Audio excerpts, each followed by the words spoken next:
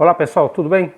Vamos falar um pouco hoje sobre a direita, mas antes quero tocar um assunto aqui da Bolívia, né? Como todo mundo já sabe, Evo Morales fugiu, tentou aí chegar até a Argentina, mas teve que voltar para trás porque o Macri negou o pouso, né, da aeronave e ele voltou para Bolívia.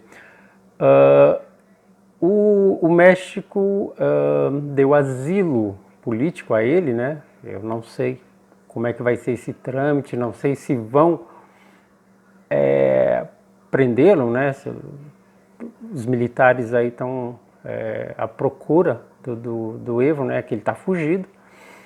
E não sei ainda como vai ser o desenrolar. As últimas notícias que eu tenho é que o México está para dar aí asilo político a Evo Morales. Então vamos ver como vai ser esse trâmite.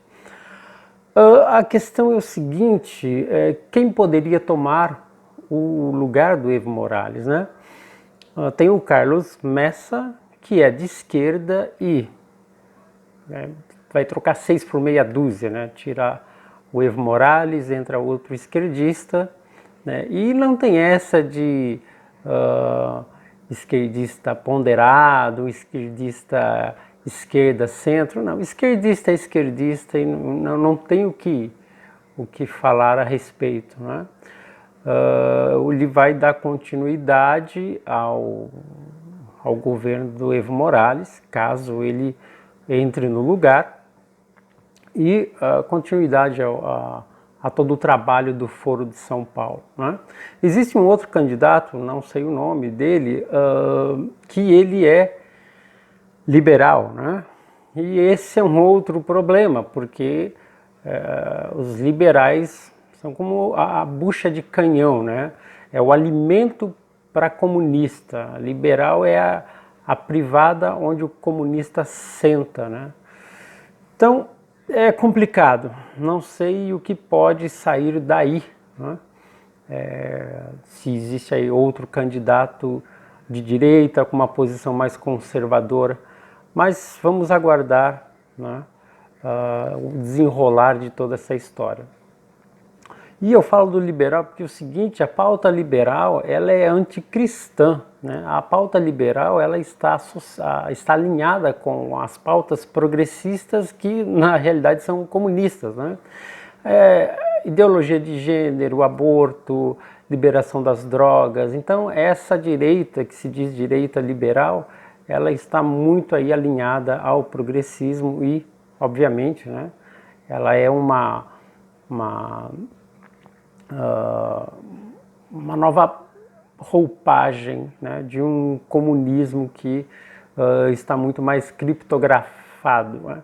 E, aliás, é um termo que está sendo usado, né, o criptocomunismo, né, que é bem interessante.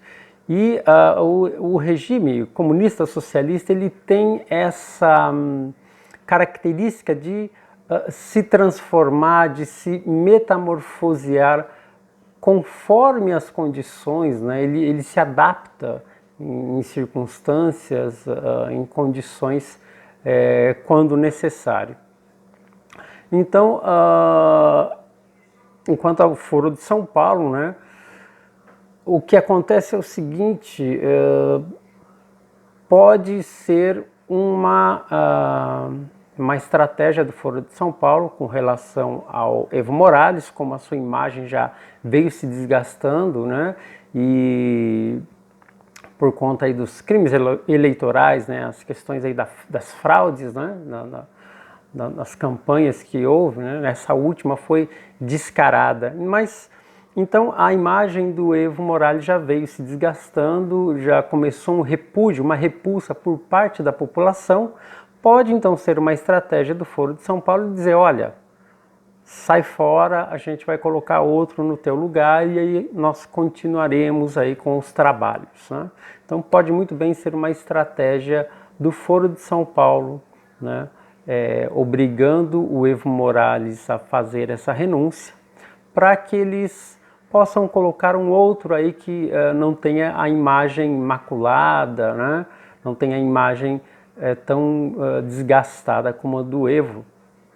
E isso faz parte da maneira da esquerda trabalhar. Quando chega a um determinado limite de uma situação, eles recuam, eles dão aí um passo atrás, né, para se reestruturar, para tomar um fôlego, depois eles avançam 2, 3 passos à frente. Então essa é uma característica da esquerda no mundo todo.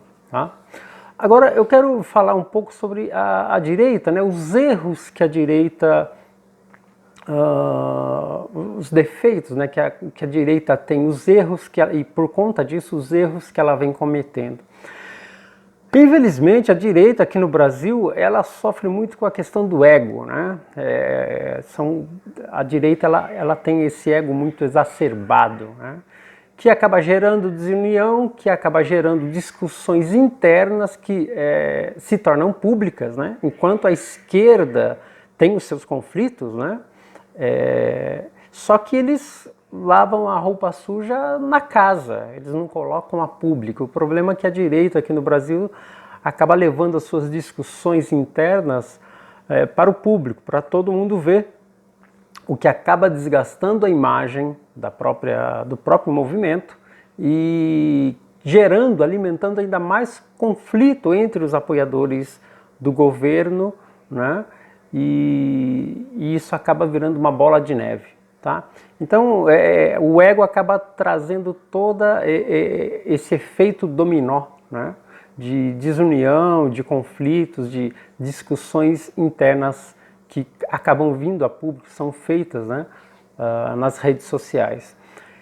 Existe também um problema que é a falta de ouvir a voz da experiência e da sabedoria. Então, o pessoal da direita, nós de direita, nós precisamos ouvir a voz daqueles que são mais experientes, que têm mais experiência e sabedoria para transmitir aquilo que nós ainda não temos, nós ainda estamos buscando. A direita aqui no Brasil ela é muito imatura, somos imaturo, um movimento imaturo, porque ainda não temos consciência real da política, né?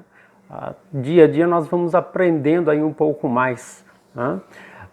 E é aí que está o problema. Então a direita gosta de falar muito, né?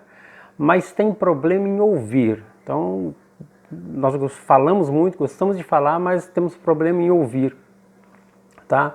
E outra questão é que a direita acaba agindo muito com o fígado, com o coração e menos com o cérebro. Precisamos avaliar as situações e começar a agir mais estrategicamente, agir mais com razão, com inteligência, para poder aí se contrapor ao movimento de esquerda, né, a toda a oposição.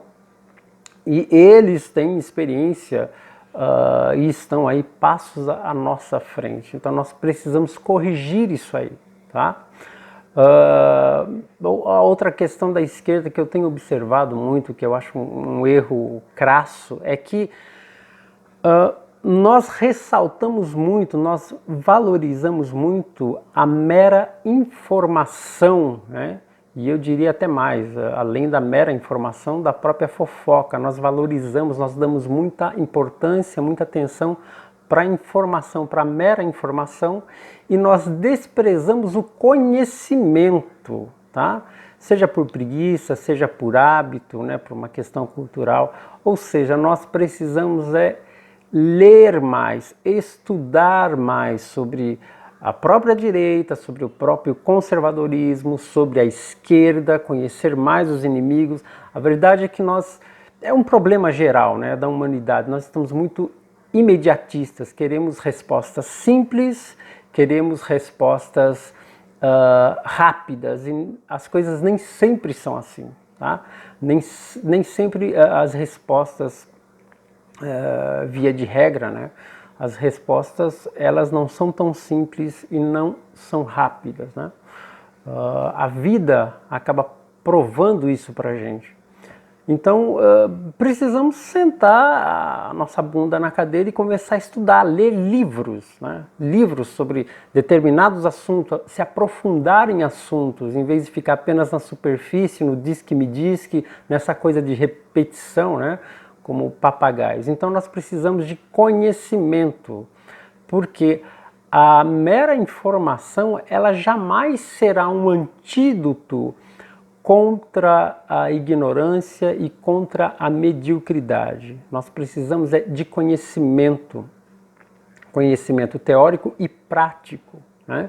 Para poder aí se sobrepor, estar à frente da oposição, da esquerda e poder lutar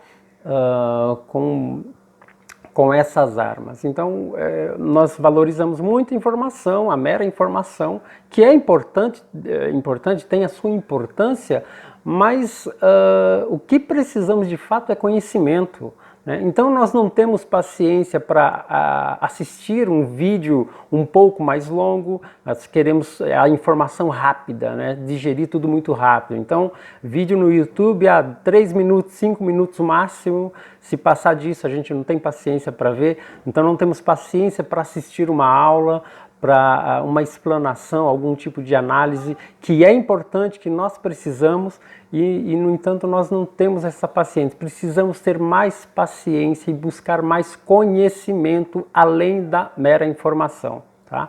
Então, falta estratégia política e cultural. Nós estamos numa guerra, não apenas política, mas uma guerra cultural que vai demandar de tempo e estratégia e muito conhecimento, tá? E juntando tudo isso, nós conseguimos fazer aí, criar uma massa crítica, tá? Nós precisamos de uma massa crítica na direita, de pessoas pensantes, pessoas inteligentes com argumentos, pessoas com conhecimento, com fundamentação, tá? Precisamos criar uma massa crítica na direita conservadora, tá? Então, esses são alguns pontos que eu gostaria de ressaltar, que nós precisamos buscar, nós da direita precisamos buscar, nós da direita, nós conservadores, tá? Agora, uma coisa a gente tem que, eu creio que há um consenso, e tenho que admitir, se há uma coisa que a direita faz muito bem e deixa a esquerda no chinelo, são os memes, né? É impagável, nós conseguimos aí, através da comédia, derrubar muita coisa. E é interessante que, ao contrário do que se pensa, não é na tragédia que nós aprendemos tanto, mas na comédia. É a comédia que tem muito mais a nos ensinar, que traz muito mais conhecimento de forma até muitas vezes criptografada, né? De forma inusitada, mas é a comédia que nos traz aí muito do conhecimento. E os memes acabam sendo uma espécie de arma contra isso tudo, né? Então, através da comédia, nós acabamos ridicularizando o nosso inimigo, o nosso adversário, nós acabamos usando isso como uma arma até de ataque, né? Então é isso, pessoal. Se vocês gostaram do vídeo, deixe aí seu joinha, deixe o seu comentário. Se você ainda não é inscrito no canal, se inscreva e vamos até o próximo vídeo. Um abraço e faça o seu caminho. Olá, família! Anteriormente nós conversamos sobre... Cadê? Cadê? Cadê? Cadê? Cadê? Inimigo sim, seu bando de filha da puta. Vão tomar no olho do rabo de vocês! Vão tomar no olho do rabo! O sujeito da frase é? Você. O senhor participou da campanha de Jair Bolsonaro? O que o senhor compreende como participar? O senhor participou ou não? Como eleitor? Não, participou ou não? Depois eu pergunto em que condição. Então, mas é isso que eu quero que o senhor entenda. Não, o senhor não está me perguntando, eu que pergunto. Sim, mas é que eu quero entender o que o senhor está perguntando. Eu quero saber se o senhor participou da campanha. O senhor quer perguntar se eu recebi dinheiro? Não, é isso que eu quero entender, porque eu trabalhei de graça. Eu vim de graça. Traída! Joyce traiu o Bolsonaro. Eu traí o Bolsonaro? Eu traí o Bolsonaro? Eu jamais traí o Bolsonaro. Talvez nem todos aqui saibam quem eu sou. essa moça loirinha com cara de dondoca, alguém acha que eu vou ter medo de cara feia? Que eu vou ter medo de marmanjo? Alguém acha que eu vou jogar minha história no lixo? Que eu vou dobrar a espinha? Quem dobra a espinha demais mostra os fundilhos. Eu não sou essa, não serei essa, jamais. É isso que vai me intimidar? É isso? Não.